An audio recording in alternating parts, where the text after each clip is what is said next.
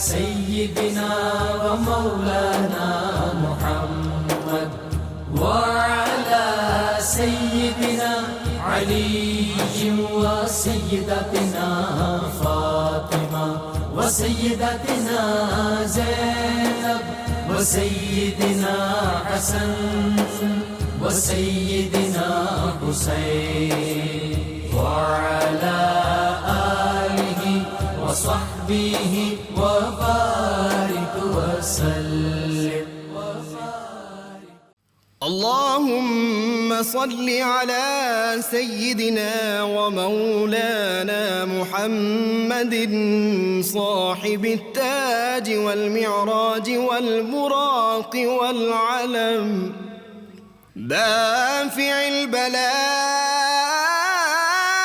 والوباء والقحط والمرض والألم اسمه مكتوب مرفوع مشفوع منقوش في اللوح والقلم سيد العرب والعجم جسمه مقدس معطر مطهر منور في البيت والحرم شمس الضحى بدر الدجى صدر العلا نور الهدى كهف الورى مصباح الظلم جميل الشيم شفيع الأمم صاحب الجود والكرم والله عاصمه وجبريل خادمه والبراك مركبه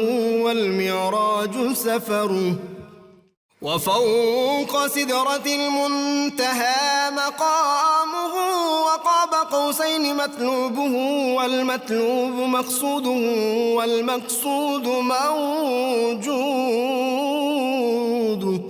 سيد المرسلين خاتم النبيين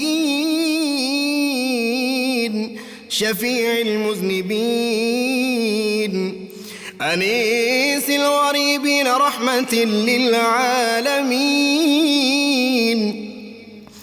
راحة العاشقين مراد المشتاقين شمس العارفين سراج السالكين مصباح المقربين محب الفقراء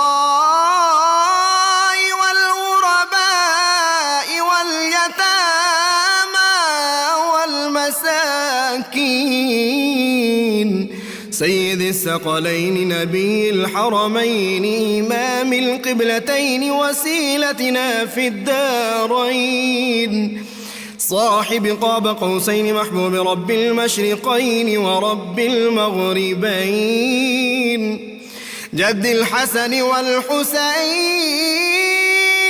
مولانا ومولى الثقلين سيدنا أبي القاسم محمد بن عبد الله نور من نور الله يا أيها المشتاقون بنور جماله بلغ العلا بكماله كشف الدجى بجماله حصنت جميع خصاله صلوا عليه وآله وأصحابه وسلموا تسليما وعلى سيدنا علي وسيدتنا فاطمة वसय्यदतना। बिस्मिल्लाहिर्रहमानिर्रहीम। अस्सलाम वालेकुम नाज़रीन, प्रोग्राम सुबह नूर के साथ आपका मेज़बान नज़ीर अहमद गाज़ी हाजिर है। नाज़रीन इकराम, हज़रत अबू अनीस मोहम्मद बरकत अली साहब रहमहुल्लाह की मशहूर तालीफ़ अस्माउन नबील करीम सल्लल्लाहु अलैहि वसल्लम से एक इसमें मुबारक पढ़ने की सआदत हासिल कर रहा हूँ। सैयदुना अन-नासिरु सल्लल्लाहु अलैहि वसल्लम, हमारे सरदार मदद फरमाने वाले, दुरूद व सलाम भेजे अल्लाह आप सल्लल्लाहु अलैहि वसल्लम, आपकी आले पाक और आपके सहाबा किराम पर। सैयदना अबू रदियल्लाहु अन्हु फरमाते हैं کہ ایک دن میں حضور نبی کریم صلی اللہ علیہ وآلہ وسلم کی بارگاہ اقدس میں نے عرض کیا یا رسول اللہ صلی اللہ علیہ وسلم، قوت حافظہ کا یہ عالم ہے کہ جو بھی یاد کرتا ہوں اسے یاد بھول جاتا ہوں، آپ کی حدیث مبارکہ کو یاد نہیں رکھ پاتا۔ آپ صلی اللہ علیہ وسلم نے فرمایا اے ابو ہریرہ کپڑا بچھاؤ۔ میں نے کپڑا بچھا دیا اور حضور رحمت کونین صلی اللہ علیہ وسلم نے کچھ پڑھ کر اپنا دست اقدس میرے کپڑے کو لگایا اور فرمایا اس چادر کو اپنے سینے سے لگا لو۔ میں نے ایسا ہی کیا، چنانچہ اس دن کے بعد میں کبھی بھی کچھ بھی نہیں بھولا۔ ناظرین کرام، آج ہمارے ممدوح جن کا ذکر پاک کرنے کی ہم سعادت حاصل کر رہے ہیں، یہ وہ تھے جن کا سارا وقت حسن مصطفیٰ کے جلووں کو نگاہوں میں بسانے میں گزر گیا اور اقوال مصطفیٰ صلی اللہ علیہ وسلم اور ارشاد مصطفیٰ صلی اللہ علیہ وسلم کو اپنے قلب و ذہن میں بٹھانے میں گزر گیا۔ یہ کیسی شخصیت تھے؟ یہ عبد شمس سے ابو ہریرہ کیسے بنے؟ یہ آج اس پہ ہم ڈسکس کریں گے۔ ایک یمنی عورت کے یہ ملازم تھے اور وہ سواری پہ جاتی اور کہتی تم میرے ساتھ ساتھ میرے غلام ہو، میرے ساتھ ساتھ بھاگو، میرے ساتھ ساتھ چلو۔ پھر اللہ کی رحمت جوش میں آئی اور رحمت کونین صلی اللہ علیہ وسلم کے دامن سے جب وابستہ ہو گئے تو پھر وہی خاتون جو تھی وہ ان کی اتباع کرنے لگی اور ان کے حوالہ نکاح میں آ گئی۔ قبیلہ دوس کے فرزند اور اس قبیلے کے جس کے ایک جو سردار تھے طفیل دوسی رضی اللہ تعالیٰ عنہ، وہ ایک زمانے میں مکہ میں پھرا کرتے تھے اور کان میں روئی رکھی ہوتی تھی لوگوں سے ڈر کے کہ ایک شخص نے پیغمبری کا دعویٰ کیا ہوا ہے، اور ان کی آواز جس کے کانوں میں جاتی ہے وہ اتنی شیرینی ہے کہ وہ دل میں اتر جاتی ہے، لہٰذا اس آواز سے بچنے کے لیے یہ لعن مصطفیٰ صلی اللہ علیہ وسلم میرے کانوں میں نہ آ جائے تو وہ روئی دے کے پھرتے تھے۔ اور جب رحمت عالم صلی اللہ علیہ وسلم کے چہرہ انور کو دیکھا، زندگی میں انقلاب آ گیا اور غلامی مصطفیٰ صلی اللہ علیہ وسلم میں آ گئے۔ پھر واپس گئے اپنے قبیلہ دوست میں اور وہاں جا کے تبلیغ کی تو 80 کے قریب افراد جو تھے وہ خیبر کی فتح کے بعد آپ صلی اللہ علیہ وسلم کی خدمت اقدس میں حاضر ہوئے، جن میں سیدنا ابو ہریرہ رضی اللہ تعالیٰ عنہ جو تھے یہ بھی تھے، وہاں پہ اسلام قبول کیا۔ اور اس کے بعد پھر یہ وہ شخص تھے جنہوں نے رسول اللہ صلی اللہ علیہ وسلم اپنی ہر سانس جو تھی وہ بھی حضور صلی اللہ علیہ وسلم کی خدمت اقدس میں گزاری ہے۔ آپ صلی اللہ علیہ وسلم، میں سوچ رہا تھا کہ ازواج مطہرات کے بعد چند صحابہ تھے جنہوں نے اتنی قربت مصطفیٰ صلی اللہ علیہ وسلم خیبر کے بعد حاصل کی ہے۔ مثلا عبداللہ بن مسعود ہیں، ان میں سیدنا انس بن مالک ہیں، یہ حضرت زید بن حارثہ ہیں، اس طرح کے جو صحابہ کرام ہیں جو بہت قریب رہے، سیدنا بلال حبشی رضی اللہ تعالیٰ عنہ، یہ اس قبیل میں شامل ہیں۔ سیدنا ابو ہریرہ ایک دفعہ بہت زیادہ مال غنیمت آیا تو آپ صلی اللہ علیہ وسلم نے اجازت دی کہ ابو ہریرہ جتنا چاہو اس میں سے لے لو۔ کہا یا رسول اللہ میں تو یہی چاہتا ہوں کہ میں علم کی دولت اور آپ کے چہرہ انور کی زیارت کروں۔ خود کہا کرتے تھے کہ حضور کی زیارت سے میرا دل جو ہے وہ خوش ہوتا ہے، میری روح جو ہے اس کو ایک خاص قسم کا عرفان اور ذوق نصیب ہوتا ہے۔ تو ان کو مال دنیا کی پرواہ ہی نہیں تھی، روزے سے ہوتے تھے، 2-4 کھجوریں کھا لیتے تھے۔ اور وہ جو مشہور امام احمد رضا رحمۃ اللہ نے اپنی نعت کا ایک شعر بھی کہا ہوا ہے، آپ حضرات نے میرے سامعین ناظرین سنا ہوا ہے، کیوں جناب ابو ہریرہ کیسا تھا وہ جام شیر جس سے 70 صاحبوں کا دودھ سے منہ پھر گیا۔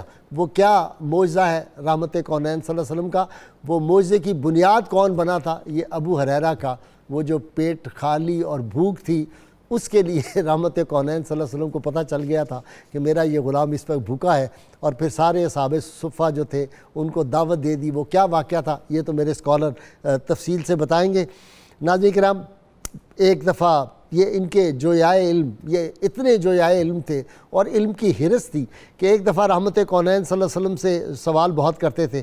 تو ایک دفعہ پوچھا کہ یا رسول اللہ صلی اللہ علیہ وسلم آپ کی شفاعت کا سب سے زیادہ مستحق کون ہے؟ تو رحمت کونین صلی اللہ علیہ وسلم نے فرمایا کہ تمہاری حرص علمی کو دیکھ کر میرا پہلے خیال تھا کہ میری شفاعت کے مستحق کے متعلق سب سے پہلے تم سوال کرو گے۔ اسی لیے جب کسی نے کہا کہ یہ 5000 سے زیادہ حدیث ان کو کیسے یاد ہے اور یہ اکثر روایات بیان کرتے رہتے ہیں، حضرت عبداللہ بن عمر کے سامنے کسی نے بات کی تو آپ نے کہا کہ ایسی بات مت کرو.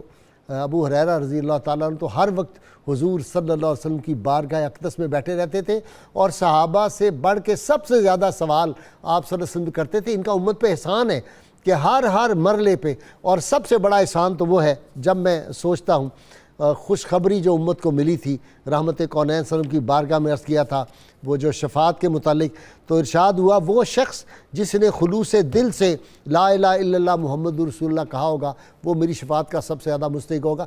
تو یہ خوشخبری ہمیں سیدنا ابو ہریرہ کے صدقے میں ملی. ناظرین کرام، حضور کی ان سے محبت، وہ جو چند کھجوریں عطا کر دی تھی اور وہ جو تھیلا تھا اس میں فرمایا تھا کہ اس کو کبھی خالی نہ ہونے دینا یا اس میں دیکھنا نہ.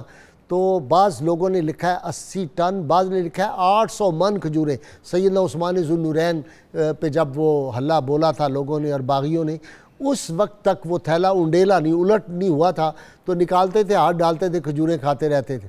اور پھر احادیث مبارکہ کے بارے میں جب بھول جاتے تھے، تو ابھی جو میں نے حدیث آپ کو شروع میں بیان کی کہ چادر جو تھی وہ چادر کیا سمیٹی، اصل تو بات یہ ہے سید کونین صلی اللہ علیہ وسلم جو اشارہ فرما دیں، جس آدمی کو حافظہ عطا کرنا چاہیں حافظہ عطا کر دیں، جس کو اپنا عشق عطا فرمانا چاہیں اس کو اپنا عشق عطا فرما دیں، جس کو اپنی شجاعت عطا فرمانا چاہیں شجاعت عطا فرما دیں. اگر کسی کو ایک کھجور کی شاخ دے کے کہیں یہ تلوار ہے تو وہ تلوار بن جائے، اور جس کو جو فرما دے رحمت کونین صلی اللہ علیہ وسلم وہ اسی طرح ہو جائے. جن کے اشارے سے چاند جو ہے وہ اپنا سینہ چیر لیتا ہے، جن کے اشارے سے سورج پلٹتا ہے، تو پھر وہ جو حسن مصطفیٰ صلی اللہ علیہ وسلم کی کہتے تھے، میں حضور کے چہرہ انور کو دیکھتا تھا تو مجھے ایسے لگتا تھا جیسے سورج آپ کی پیشانی مبارک میں آ گیا ہے، وہ چمک رہا ہے. تو یہ عظیم عاشق رسول جو تھے نبی کریم صلی اللہ علیہ وسلم کی بارگاہ میں رہتے تھے، اور اسلام قبول کرنے کے بعد صرف چند جنگوں میں بوجوہ نہیں شریک ہو سکے تھے، باقی ہر جہاد میں حضور صلی اللہ علیہ وسلم کے ساتھ ہوتے تھے. آپ صلی اللہ علیہ وسلم کے ساتھ آپ کو وضو کروانا دیگر صحابہ کی طرح، یہ بھی خدمت مصطفیٰ صلی اللہ علیہ وسلم اور رہتے تھے. اور کیا بات فرماتے تھے، کہتے ہیں کہ کوئی ایسا مومن پیدا نہیں ہوا، اللہ اکبر، حیران ہو جاتا ہے آدمی. خود فرماتے کوئی ایسا مومن پیدا نہیں ہوا جس نے مجھے دیکھا، میرا نام سنا ہو اور اس کا دل میری محبت سے سرشار نہ ہوا ہو. آپ یقین کریں میں نے نہیں دیکھا کہ کوئی صدق کے دل سے جو آدمی مسلمان ہے، چاہے وہ گنہگار ہے کسی دور کا، جب سیدنا ابو ہریرہ کا نام سنتا ہے نا اس کا چہرہ کھل جاتا ہے. اور ابھی مجھے میرے اسکالر سید زین العابدین میرے ساتھ آج ہیں، تو یہ مجھے کہہ رہے تھے کہ وہ خوش مزاج بھی تھے اور خوش ذوق تھے. تو ایسے خوش ذوق جو بارگاہ نبی کا خوش ذوق ہو، اس کا جب ذکر ہی آئے تو آدمی کا چہرہ بھی کھلتا ہے اور دل پہ بھی ایک اثر ہوتا ہے محبت کا. یہ وہ عاشق رسول تھے، یہ وہ ہستیاں تھیں جن کا جب ذکر پاک کرتے ہیں تو پھر جو ہے وہ ایک خاص لطف اور کیف پیدا ہوتا ہے. پھر ابلیس جو تھا وہ کس طرح ان کی بارگاہ میں آتا رہا اور وہ کیا وظیفہ تھا، وہ جاتے ہوئے سب سے کائنات کا سب سے بڑا جھوٹا جو تھا وہ سچی بات کیسے کہہ گیا، وہ واقعہ بھی میرے اسکالر بیان کریں گے. ناظرین کرام، حضور صلی اللہ علیہ وسلم کا ارشاد گرامی، اس کے بعد یہ چیپٹر بند ہو جاتا ہے. اس سے بڑی بات کوئی کہہ ہی نہیں سکتا. آپ صلی اللہ علیہ وسلم سیدنا ابو ہریرہ کے بارے میں ارشاد فرمایا، ابو ہریرہ کا علم کا ظرف اور یہ برتن ہے علم کا ظرف اور علم کا برتن ہے. اس میں علم ہے، اس کے سارے وجود میں، اس کے ذہن میں، اس کے قلب میں. تو ناظرین کرام، آج سیدنا ابو ہریرہ رضی اللہ تعالیٰ عنہ امام المحدثین، سردار المحدثین اور کیا محدث اعظم پوری کائنات کا، ان کی باتیں ہم کریں گے. میرے ساتھ شریک گفتگو سلطان المحدثین، آج ان کا ذکر کریں گے. میرے ساتھ شریک گفتگو ہیں علامہ بدرالزمان قادری، استاد ہیں، شیخ الحدیث ہیں. ان کے ساتھ مفتی سید صاحبزادہ زین العابدین، سجادہ نشین درگاہ حضرت شاہ ابو المالی رحمۃ اللہ علیہ، بہت قابل نوجوان ماشاءاللہ، کئی کتابیں بھی لکھی ہیں اور ابھی پتہ نہیں کتنی کتابیں اللہ ان کو توفیق دے گا لکھتے رہیں گے. ان کے ساتھ نوجوان اسکالر پروفیسر عین الحق بغدادی، یہ تینوں آج میرے مہمان ہیں. پہلے بھی آپ ان سے واقف مہمان بنتے رہتے ہیں. ابتدا کر رہا ہوں علامہ بدرالزمان قادری سے. جی علامہ صاحب. جی بسم اللہ الرحمن الرحیم. غازی صاحب، آپ نے اپنے انٹرو کے اندر ایک بڑی ہی باتیں تو ساری آپ نے بہت ہی جامعیت کے ساتھ فرمائی اور بہت ہی خوبصورت باتیں. ایک بات ابھی آپ نے فرمائی کہ ابی ہریرہ رضی اللہ تعالیٰ عنہ وہ ذات، وہ شخصیت ہیں جن سے بے اختیار محبت کرنے کو جی چاہتا ہے. واہ.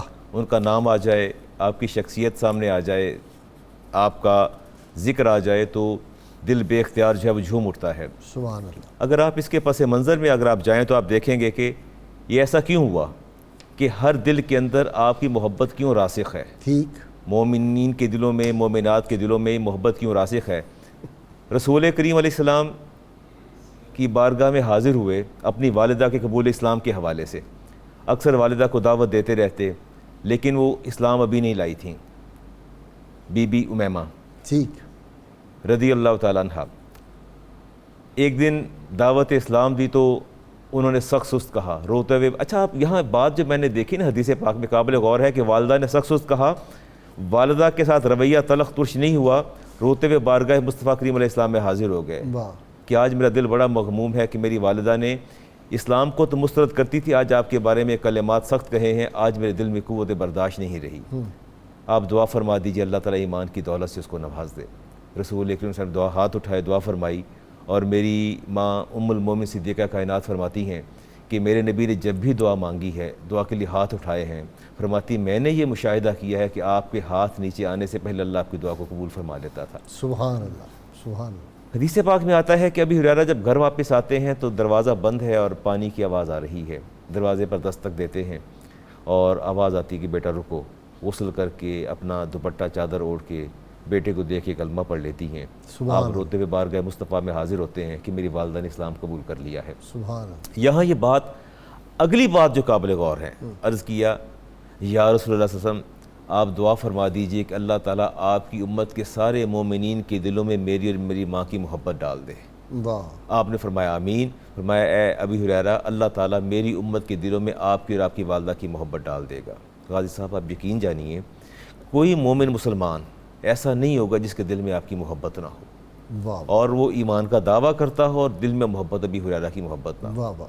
اور میں نے ابی ہریرہ کی حیات طیبہ کو دیکھا، میں نے آپ کی جو احادیث آپ سے مرویات ہیں میں نے ان کو دیکھا، اس میں وہ حدیث نالین ایک ایسی حدیث ہے کہ جو مسلمان کو، مومن کو سر تپا سرشار کر دیتی ہے، مسرور کر دیتی ہے۔ عشق مصطفیٰ صلی اللہ علیہ وسلم اس کے سینے میں آ جاتا ہے۔ سبحان اللہ۔ یقین جانیے کہ یہ حدیث میں نے بارہا پڑھائی ہے، اور جب میں پڑھاتا ہوں تو اشکبار ہو جاتا ہوں، اور اتنے تمام گناہوں کے باوجود مجھے امید کی کرن نظر آتی ہے۔ آپ فرماتے ہیں کہ میں مسجد نبی کے اندر ہم آقا کریم علیہ السلام کی بارگاہ میں حاضر تھے، آپ اچانک بغیر بتائے تشریف لے گئے۔ فرماتے ہیں میں سب سے پہلا وہ شخص تھا جو فکر مند ہوا کہ کہیں ایسا نہ ہو کہ دشمنان اسلام جو ہے آپ کو نقصان نہ پہنچائے اور حیات کا انقطاع نہ ہو جائے۔ فرماتے ہیں بہت فکر مند ہوا، اور فکر مند ہو کہ سب سے پہلے میں ہی وہ شخص تھا جو کھڑا ہوا اور آپ کی تلاش میں جو ہے وہ نکل کھڑا ہوا۔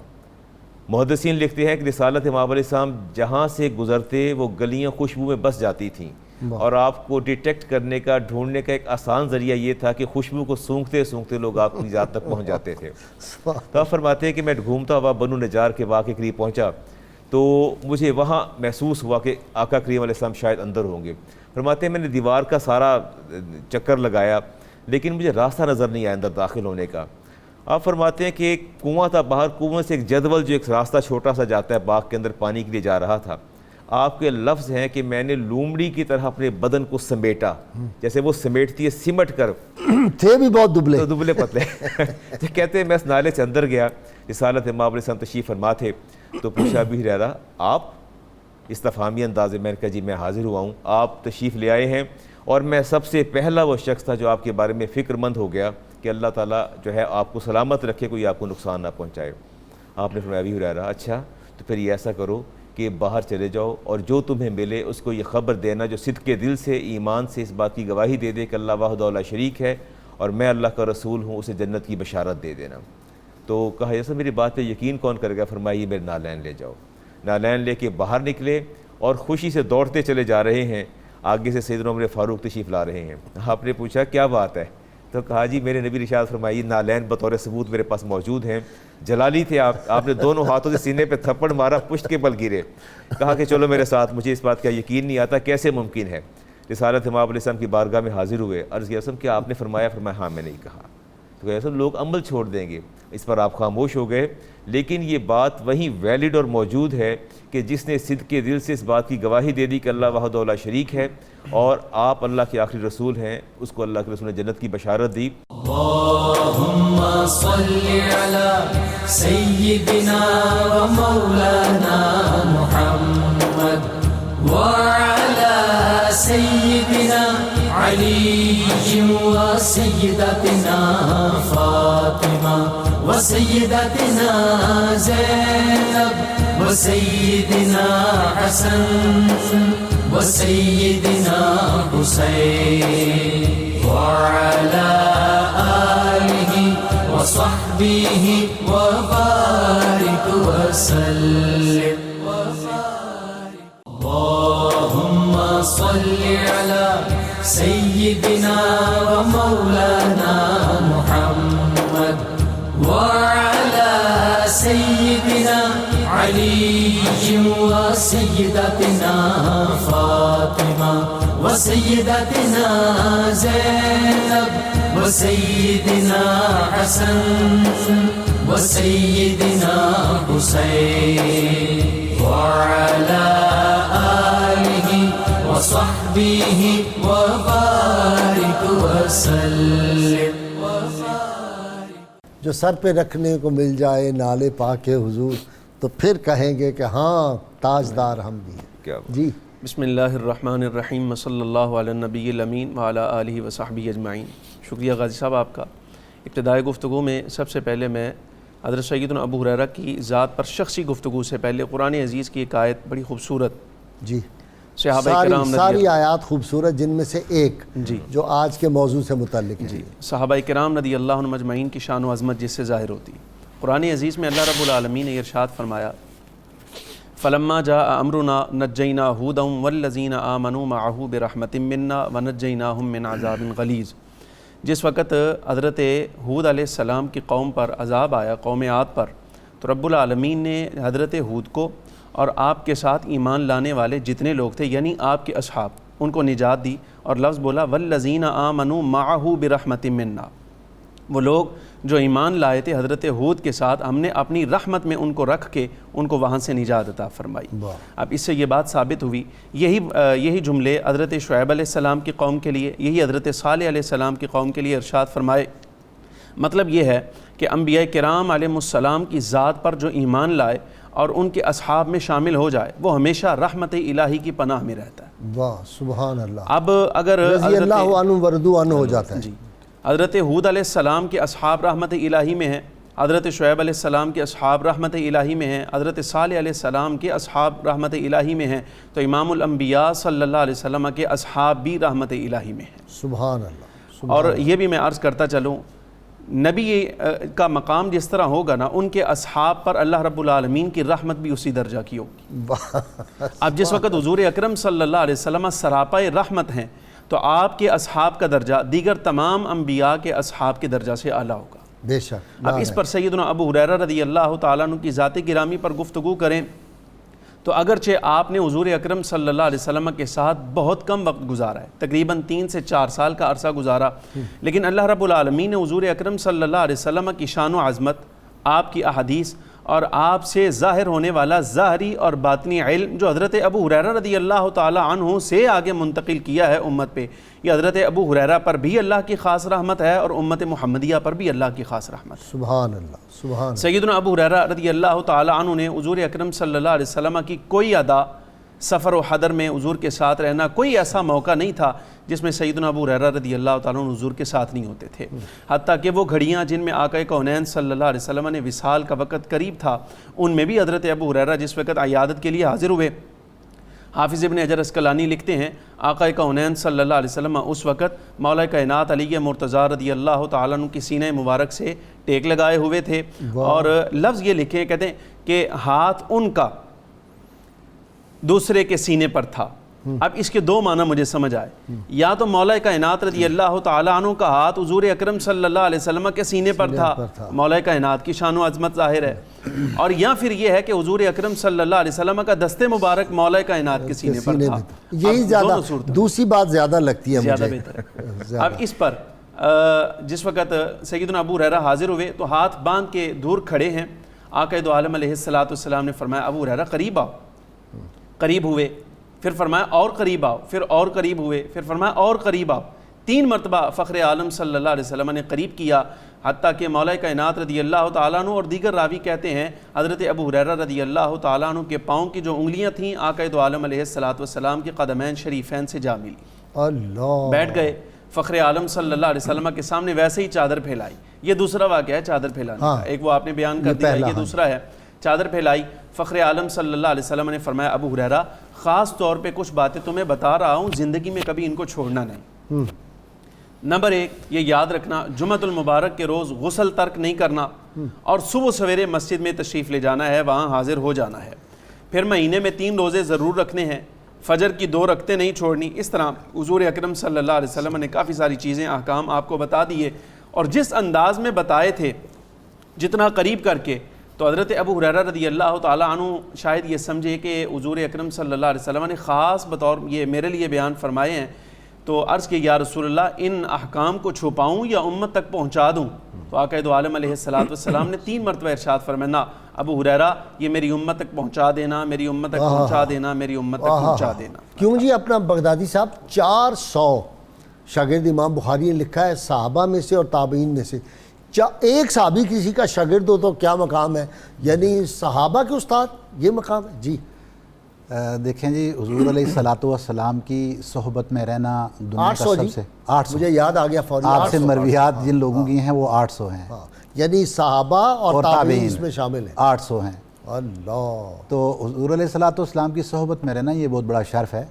اور پھر ان میں بھی بالخصوص اصحاب صفہ الذین احصروا فی سبیل اللہ, کہ جن کو قرآن کی زبان میں کہا جاتا ہے کہ جنہوں نے اپنے آپ کو اللہ کے دین کی خاطر مسجد نبوی کے اس چبوترے پر اپنے آپ کو رکھ لیا.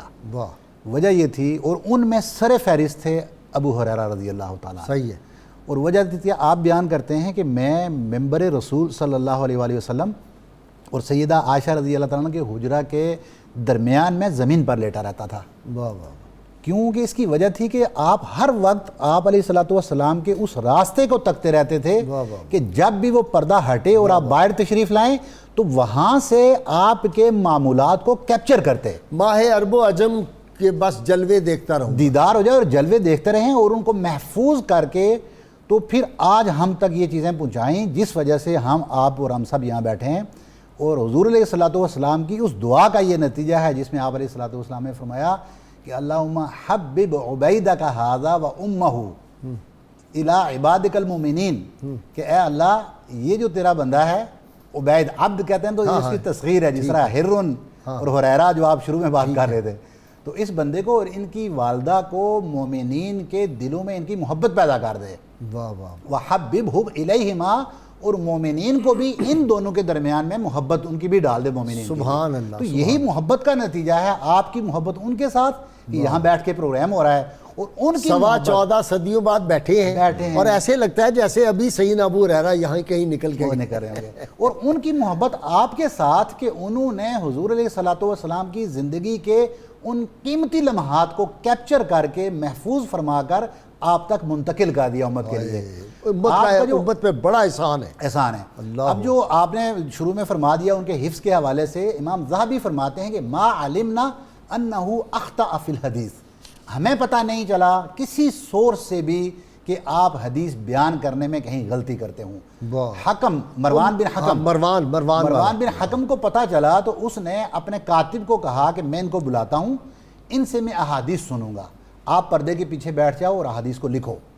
تو ایسے ہی ہوا, آپ بڑا بدبخت تھا, آپ نے بدبختی ظاہر ہے, آپ نے احادیث بیان کی. اب حفظ کا آپ کا مقام, کہ ایک تو امام بخاری تھے نا, کہ جن کے حفظ کو ہم مانتے ہیں کہ جب بغداد میں گئے تو 10 لوگوں نے مختلف روایات اسناد کو جوڑ کے متن کے ساتھ بیان کی, آپ نے 10 کی غلط روایات کو بھی بیان کیا اور پھر ان کی درست روایات کو بھی بیان کیا کہ درست ایسے ہے, جو آپ نے بیان کی وہ ایسے ہے. تو یہ ان کا حفظ تھا. امام حضرت ابو ہریرہ رضی اللہ عنہ جن کو حضور جن کے حفظ کے لیے دعا کریں, ان کے لیے کہ ان کا حفظ تھا کہ وہ جب حدیث اس نے لکھ لیں, آپ نے بیان کر دی, 1 سال کے بعد دوبارہ بلایا, کاتب کو کہا بیٹھ جاؤ اور میں ان سے حدیث سنتا ہوں, تم نکالو اور ان کو موازنہ کرو. تو وہ کاتب بیان کرتا ہے کہ آپ نے ایک روایت کو من و ان ہر روایت کو بیان کیا, حتیٰ کہ اس ترتیب کو بھی نہیں بدلا جو ترتیب وہاں پر تھی. اللہم صلی علی سیدنا و مولانا محمد وعلى سيدنا علي وسيدتنا فاطمة وسيدتنا زينب وسيدنا حسن وسيدنا حسين وعلى آله وصحبه وبارك وسلم. اللهم صل على سيدنا ومولانا محمد وعلى سيدنا علي وسيدتنا فاطمة وسيدتنا زينب وسيدنا حسن وسيدنا حسين وعلى آله وصحبه وبارك وسلم. حضرت ابو ہریرہ رضی اللہ تعالیٰ عنہ نے زندگی کا اکثر حصہ جو ہے وہ فاقہ اور فقیری میں گزارا ہے. وہ بھی حدیث پاک ہے انہی سے روایت کے 2 علم میں نے سیکھے. جی میں پیش کرتا ہوں. اچھا. اکثر حصہ زندگی کا فقر اور فقیری میں گزارا. سیدنا عثمان ذو النورین رضی اللہ تعالیٰ عنہ کے زمانے میں جس وقت صحابہ کرام رضی اللہ عنہ مجمعین کی امداد اور معاونت کا سلسلہ شروع ہوا 59 میں جی ان کی جو ہے وفات ہوئی. وفات 59 شوال میں جی. تو حضرت ابو ہریرہ رضی اللہ تعالیٰ عنہ کو بھی اس میں سے مالی حصہ پیش کیا گیا. اس کے بعد آپ کے جو حالات ہیں وہ کچھ بہتر ہوئے. حضرت محمد بن سیرین آپ فرماتے ہیں کبار تابعین میں سے ہیں, شاگردوں میں سے تھے. فرماتے ہیں میں حاضر ہوا آپ کے پاس پڑھنے کے لیے, بیٹھ گیا تو میں نے دیکھا کہ آپ کو کھانسی آئی, کچھ کھنکھار آیا منہ میں, تو بڑا قیمتی رومال آپ نے جیب سے نکال کے نا اس سے اپنا لعاب صاف کیا اور اس کو پھینک دیا. تو میں نے عرض کیا کہ حضور واہ واہ کیا بات ہے, ایک زمانہ وہ فقیری کا اور آج تو یہ کیفیت ہے کہ اگر آپ نے منہ سے لعاب بھی صاف کرنا ہو تو انتہائی قیمتی رومال کے ساتھ صاف کر کے پھینک دیتے ہیں. فرمایا تمام تعریفیں اس ذات کے لیے ہیں کہ جس نے ابو ہریرہ رضی اللہ تعالیٰ عنہ کو فقیری سے نکال کر اس خوشحالی میں لا کھڑا کیا ہے. اور یہ سارا حضور اکرم صلی اللہ علیہ وسلم کا صدقہ تھا. جس حدیث کی طرف آپ بیان کریں نا, امیر حج سیدنا صدیق اکبر بنے 9 ہجری میں جو حج ہوا, 300 تو اس میں جو آگے سب لیڈر بنائے گئے, میں انگریزی والا سب کہہ رہا ہوں, SUB والا, جو آگے فردر لیڈر تھے, ڈپٹی لیڈر جو تھے, ان میں یہ بھی تھے. جی بالکل. حضرت ابو ہریرہ رضی اللہ تعالیٰ عنہ بھی شامل تھے. فخر عالم صلی اللہ علیہ وسلم کے بارے میں کہتے ہیں جس وقت سرکار نے چادر پھیلانے کا حکم دیا تھا اور میں نے سوء حافظہ کی شکایت کی تھی, تو اس وقت سرکار نے ہوا میں ہاتھ بھر کے فرمایا ابو ہریرہ اس کو سینے سے لگاؤ. فرمایا جس وقت میں نے سینے سے لگایا تو آقا کونین صلی اللہ علیہ وسلم سے میں نے علم کے 2 برتن محفوظ کیے. ایک تو وہ ہے جس کو میں تمہارے سامنے بیان کر دیتا ہوں اور تم سن لیتے ہو, لیکن ایک وہ ہے کہ اگر اس کو میں تمہارے سامنے بیان کروں تو تم میری گردن اتار دو, میری گردن جو ہے وہ میرے جسم پر باقی نہ رہے. یہ دراصل باطنی علم تھا. یہ کون سا علم تھا؟ یہ باطنی علم تھا. بالکل یہ باطنی علم تھا. صوفیاء کرام رضی اللہ عنہ مجمعین کی جو اکثر زندگی کا حصہ ہے وہ اسی کے حصول میں گزرتا ہے کہ باطنی آنکھ کھل جائے, اور باطنی آنکھ جس وقت غازی صاحب کھل جاتی ہے تو پھر بندہ ظاہری آنکھ کا محتاج نہیں رہتا, اور پھر اسباب کی بھی جو ہے وہ نہیں رہتی کسی بیان کیوں نہیں کرتا. سر میں یہاں شاہ صاحب میں آپ کی اجازت سے کچھ کرنا چاہوں گا. یہاں محدثین نے یہ بات کی, وہ فرماتے ہیں کہ اصل میں یہ پرفتن دور کے بارے میں علم تھا جس کا آپ نے اظہار نہیں فرمایا, کیونکہ وہ دور پیسفل تھا, وہ ٹینیور پیسفل تھا, ایرا پیسفل تھا. اس میں ایسے دور کی باتیں کرنا جس میں فتنہ برپا ہونے والا ہو, آپ نے اس کو احتیاطاً بیان نہیں فرمایا. ٹھیک سمجھ اس طرف آپ کی بالکل وہ صحیح سمجھ آتی ہے. وقت مناسب نہیں تھا بیان کرنے کا. بالکل ٹھیک ہے, وہ بیان کرتے تو اس سے کئی ہنگامے کھڑے ہو جاتے. جی بالکل. یہ اصل میں بعد میں جس وقت وہ زمانہ آ گیا جس زمانے کے بارے میں حضور اکرم صلی اللہ علیہ وسلم نے آگاہ کیا تھا, تو پھر کیفیت یہ بھی حافظ ابن حجر اسقلانی نے لکھی کہ مدینہ منورہ کی گلیاں ہوتی اور آپ بلند آواز سے صدا دیا کرتے, اے اللہ مجھے 60 ہجری کا سورج نہ دکھانا, اے اللہ مجھے 60 ہجری کا سورج نہ دکھانا. 1 سال قبل آپ کی دعا قبول ہوئی. 59 ہجری میں آپ نے وصال فرمایا. جب وصال کر گئے تو اس وقت معلوم ہوا دراصل 60 ہجری میں چونکہ واقعہ کربلا ہونے والا ہے, اور یزید نے جو کچھ ظلم اور زیادتی کا دوران کرنا تھا اس کی طرف اشارہ تھا. حضرت ابو ہریرہ رضی اللہ تعالیٰ عنہ اس کو دیکھ رہے تھے اور اسی دور سے پناہ مانگا کرتے تھے. صاحب یہاں ایک بات کر دوں, آپ سے پوچھ لوں, دونوں سے بلکہ تینوں سے. یہ جو بعض لوگ کہتے ہیں یزید رضی اللہ تعالیٰ عنہ, تو میں نے تو اس کا ایک یہ جواب دیا تھا. ایک دفعہ کسی کالر نے پوچھا, میں نے کہا ہاتھ اٹھائیں دعا کریں. اللہ تعالیٰ جو یزید کے لیے نیک گمان رکھتے ہیں قیامت کے روز ان کو یزید کے ساتھ اٹھائے، ہمیں امام علی مقام کے غلاموں میں اٹھائے. بس یہ میرا جواب. سر میں یہاں اجازت دیں کہ چھوٹی سی بات عرض کرنا چاہوں گا کہ ابی حریرہ کی محبت اہل بیت سے کیا تھی، امام حسن سے محبت کیا تھی. آپ دیکھیں کہ یہ جو یزید کو کہتے ہیں ان کو خدا کا خوف نہیں ہے، گمراہی کے گڑھے میں گرے پڑے ہیں. امام حسن رضی اللہ تعالیٰ تشریف لا رہے ہیں گھر سے باہر، اور ابی حریرہ بھی مدینہ کی گلیوں میں چل رہے ہیں، ساتھ آپ کے ساتھی ہیں. اچانک امام حسن کو تھام لیا، فرماتے ہیں عرض کرتے اکشف لی انبتنے کا، ذرا اپنے پیٹ سے کپڑا تو اٹھائیے، ہائے ہائے ہائے اپنے بطن سے کپڑا تو اٹھائیے. امام حسن پریشان ہو گئے کہ کیسی ڈیزائر، کیسی خواہش ہے، کوئی ہے بات کرنے والی سر راہ رو کے پیٹ سے کپڑا اٹھاؤں، اپنے پیٹ سے کپڑا اٹھاؤ. کہتے ہیں حیثو رأیت صلی اللہ علیہ وسلم یقبل منک، میں نے جہاں نبی کریم علیہ السلام کو بوس سے لیتے دیکھتا ہے میں نے اس جگہ کو دیکھنا ہے، اپنا کپڑا اٹھا دیجئے. فَكَشَفَ لَهُ عَنْ بَطَنِهِ، آپ نے اپنے پیٹ سے کپڑا اٹھا دیا. فَقَبَّلَهُ، آگے بڑھے، اس جگہ کو بوسہ دینا شروع کر دیا. اور آپ یہ بتانا چاہتے تھے قیامت تک آنے والے لوگوں کے لیے کہ اے لوگوں اس بات کی گواہ رہنا، اہل بیت سے محبت جو ہے، سادات سے محبت جو ہے تمہاری نجات کا ذریعہ ہے. اللہم صلی علی سیدنا و مولانا محمد وعلی سیدنا علی و سیدتنا فاطمہ و سیدتنا زینب و سیدنا حسن و سیدنا حسین وعلی آلہ و صحبہ و بارک وسلم. اللهم صل على سيدنا ومولانا محمد وعلى سيدنا علي وسيدتنا فاطمة وسيدتنا زينب وسيدنا حسن وسيدنا حسين وعلى آله وصحبه وبارك وسلم. وہ کیا کہ لوگوں آؤ مال بٹ رہا ہے مسجد نبوی.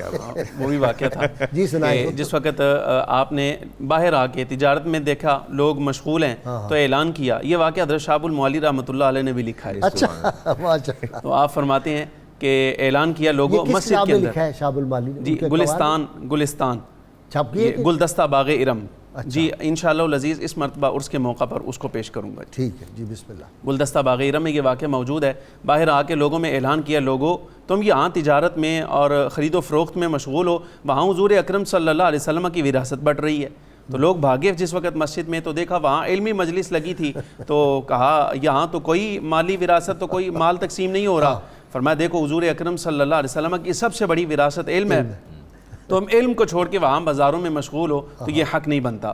حضرت عبداللہ بن عمر رضی اللہ تعالیٰ عنہ یہ یہاں لکھا علماء نے، امام حاکم نے بھی لکھا، کہتے ہیں کہ اکابر علماء اکابر صحابہ کرام رضی اللہ عنہم اجمعین بذریعہ سیدنا ابو ہریرہ رضی اللہ تعالیٰ عنہ سرکار سے حدیث روایت کرتے تھے. بے شک. حضرت ابو ایوب انصاری نے جس وقت ایک مقام پہ حضرت ابو ہریرہ کا حوالہ دے کے حدیث کو روایت کیا تو سننے والے نے کہا کہ آپ میزبان رسول ہیں، آپ بھی حضرت ابو ہریرہ کے توسط سے حدیث روایت کرتے ہیں. فرمایا تمہیں کیا معلوم، ہم تو حضور اکرم صلی اللہ علیہ وسلم کی میزبانی کا شرف ایک جگہ رہا، وہ اپنی جگہ، لیکن یہ یاد رکھو ابو ہریرہ وہ تھا جس نے ہم میں سے سب سے بڑھ کر رسول اللہ صلی اللہ علیہ وسلم کی ملازمت کی ہے. واہ واہ واہ. نوکری چاکری کی ہے، اصل لفظ چاکری ہے. ہائے ہائے ہائے ہائے چاکری کی ہے.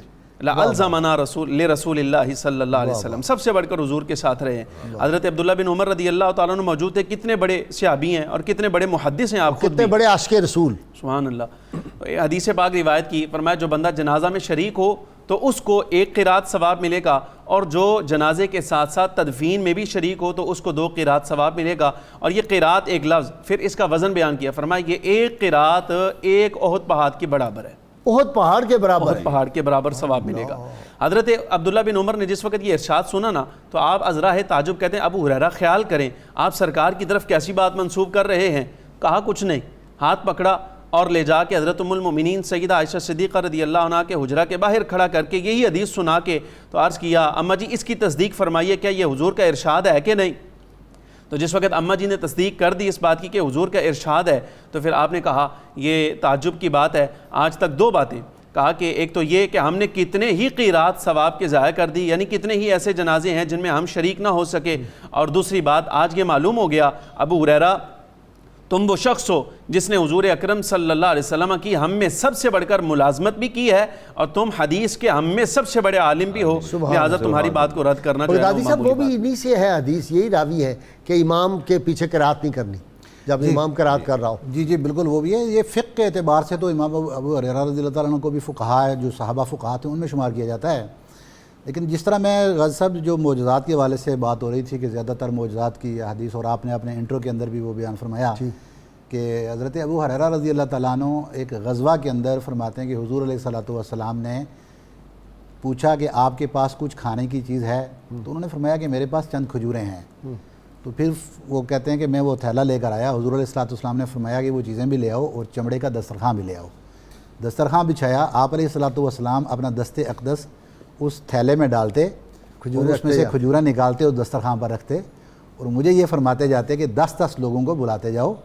تو 10 لوگ آتے، وہاں سے کھجوریں کھاتے، سیر ہوتے اور چلے جاتے. اس طرح سے وہ 10 آتے گئے حتیٰ کہ سب نے وہ کھجوریں کھا لیں. پھر آپ علیہ الصلوۃ والسلام نے مجھے بٹھایا اور ہم نے بھی وہ کھجوریں کھائیں. اس کے بعد یہیں پہ بات ختم نہیں ہوتی ہے. حضور علیہ الصلوۃ والسلام فرماتے ہیں کہ اے ابو ہریرہ، اگر آپ کو کبھی کھجوریں کھانی ہوں تو آپ اس تھیلی میں سے ہاتھ ڈال کر کھجوریں نکال لیا کرو، اس کو کبھی الٹانا نہیں کہ یہ آپ پر نہ الٹ جائے. تو الٹائے بغیر کھجوریں نکالو اور کھاتے رہو. آپ فرماتے ہیں کہ میں اپنی زندگی میں 50 اوسق کھجوریں، ایک وسق 4 سا کا ہوتا ہے، یہ کھجوریں میں نے اس میں سے صدقہ کی اس تھیلی میں سے، اور میرے خاندان نے اور باقی لوگوں نے 200 اوسق کھجور اس میں سے کھائی، اور یہ 25 سال کا عرصہ تھا. یعنی حضور علیہ الصلوۃ والسلام کا دور، سیدنا ابو بکر صدیق رضی اللہ تعالیٰ عنہ، عمر بن خطاب اور سیدنا عثمان غنی رضی اللہ عنہ کے زمانے تک اس میں سے ہم کھجوریں کھاتے رہے. اور جو آپ نے بیان وہ کہا جاتا ہے کہ 787 من یہ کھجور اس میں بنتی ہے، جو اس عرصے تک اس تھیلی میں سے روایات میں کہ وہ 21 کھجوریں تھیں. تو ان میں سے حضور علیہ الصلوۃ والسلام کے معجزے کے تحت 25 سال تک اتنی کھجوریں کھائی گئیں. آپ حضرت ابو ہریرہ فرماتے ہیں رضی اللہ تعالیٰ عنہ کہ وہ تھیلی میرے کجاوے کے ساتھ لٹکی رہتی تھی. جب سیدنا عثمان غنی رضی اللہ تعالیٰ عنہ کی شہادت کا وقت آیا تو اس وقت حالات بلوائیوں کو یہ کھانا لے کے گئے تھے تو بلوائیوں نے وہ حملہ کیا تو اس میں وہ ساری الٹ گئی. تو اس کے بعد جا کے وہ ختم ہوا. صحابہ کا ادب اور احترام جو ہے یہ ہمیں قرآن نے بتا دیا. جی کوئی شک نہیں. اور کوئی صحابہ کا ادب نہ کرے تو یہ انڈائریکٹلی رسول اللہ صلی اللہ علیہ وسلم کی شان پاک میں آپ کو اذیت دینے کے مترادف ہے. ہاں جی، آپ کو آقا کریم علیہ السلام کو اذیت دینے کے مترادف ہے. رسالت امام علیہ السلام کے صحابہ کا ادب نہ کرنا، آقا کریم آپ نے فرمایا کہ جو ان کا ادب اور محبت نہیں کرے گا گویا اس نے مجھ سے محبت نہیں کی، جسے مجھ سے محبت نہیں کی اسے رب سے محبت نہیں کی. اب یہ دیکھیں نا آپ کس طرف لے کے چلیں گے بات کو. اور وہ جو ایک لمحہ جو ایک لمحہ ان کی بارگاہ میں آ گیا. خواجہ نظام پاک نظام الدین محبوب الہی فرماتے ہیں کہ اویس کرنی عاشقوں کے امام ہے، لیکن اویس کرنی کا سارا عشق ایک طرف، وہ واشی ابشی کہتے ہیں 1,24,000 یا کم صحابہ میں سے سب سے کم تر درجے کے جو صحابی ہیں وہ واشی ابشی رضی اللہ تعالیٰ عنہ، اور سب سے عاشقوں کے امام اویس کرنی ہے. لیکن وہ جو جمال مصطفیٰ صلی اللہ علیہ وسلم کو اپنی آنکھ سے دیکھا، دماغ کی آنکھ سے، وہ لمحہ جو ہے وہ اویس کرنی کے سارے مسلم من رانی، جس مسلمان نے مجھے دیکھو اس کی جہنم کی آگ نہیں چھوئے گی. بہت شکریہ آپ کا علامہ صاحب، مفتی صاحب آپ کا، شاہ جی شکریہ، اور بغدادی صاحب آپ کا بھی. کتاب الشفاء جی نسخہ ہے سورۃ الواقعہ کی فضیلت. ارشاد نبی صلی اللہ علیہ وآلہ وسلم ہے جو شخص رات کو سونے سے قبل سورۃ الواقعہ پڑھے گا وہ پوری رات سکون کی نیند سوئے گا، اس کے گھر میں کبھی فاقہ نہیں ہوگا اور رزق میں برکت ہوگی. سیدنا علی مرتضیٰ شیر خدا فاتح خیبر ارشاد فرماتے ہیں لوگوں کے ساتھ دعا کی التماس کرنے سے بہتر ہے کہ انسان خود ایسا بن جائے کہ لوگوں کے دلوں سے خود بخود اس کے لیے دعا نکلے. اللہم صلی علی سیدنا و مولانا محمد وعلی سيدنا علي وسيدتنا فاطمة وسيدتنا زينب وسيدنا حسن وسيدنا حسين وعلى آله وصحبه وبارك وسلم.